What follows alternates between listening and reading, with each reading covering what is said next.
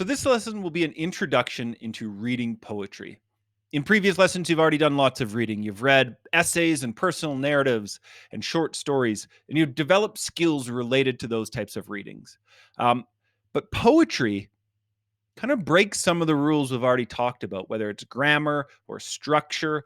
Um, so poetry requires a slightly different approach. Our approach is going to be based on the essay How to Read a Poem by Edward Hirsch.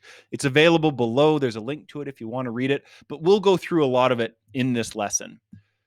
So to approach poetry, let's think about it as a conversation.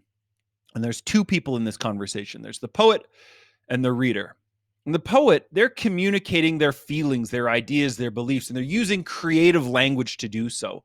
You know, sometimes an essay and a paragraph and a sentence, capital at the beginning, period at the end, we can't always truly express how we're feeling.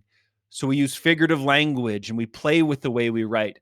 And poets are trying to communicate these feelings and ideas in this creative way. On the other side of this conversation is the reader. And the reader starts by really listening, and making inferences and making connections to their own knowledge and experiences. Like any conversation, you want to approach it with some attitudes and some techniques. So let's imagine you meet someone for the first time. You're going to make small talk with them. Like with reading a poem, it helps to be curious. It helps to be open-minded. It helps to be empathetic. Actually wondering, who is this person? Where do they come from? What do they believe? What do they think? And trying to internalize that, like, you meet someone for the first time and you're asking questions like, where were you born? What was that like? What's your job? Do you enjoy it? How many people do you have in your family? That type of curiosity and empathy really helps in the same way we approach a poem.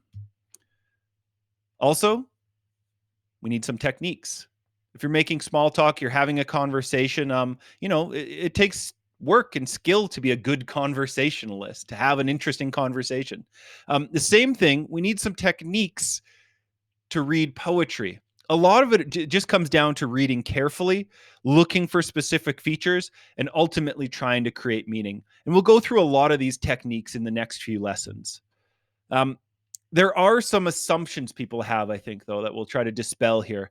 Like, you approach a poem, and I think a lot of people assume that there's something I have to quickly understand here. Like, you read through it once, and there's like, I don't get it, or I do get it, or I should get this. That in one quick read through that you can understand a poem. Now, I don't think this is the case. Poems are something that we need to work with over time and spend some time with and think about and look into and reread so we can start to develop understandings. Another assumption I think people have is there's like a code you can crack. That if you if I figure this one thing out, I'm going to get it, and then I will get it, and then it'll be done. I've cracked the code of this poem. Again, I don't think we can just kind of get a poem. It's something we need to work with. And like a good poem, you could maybe read it 2 years later and, notice something a little bit differently or feel a little bit differently about an ending. It's something that benefits from time and rereading. Finally, an assumption I think people have is that a poem can mean anything. That, this is just what I think. This is my belief, and that's how I understand it.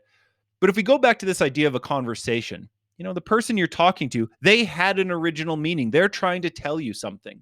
You can misunderstand them. You can take it in a slightly different way.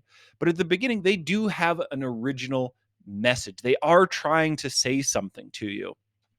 So as we approach poems, I really want to think about this conversation that is kind of a back and forth between the poet and the reader.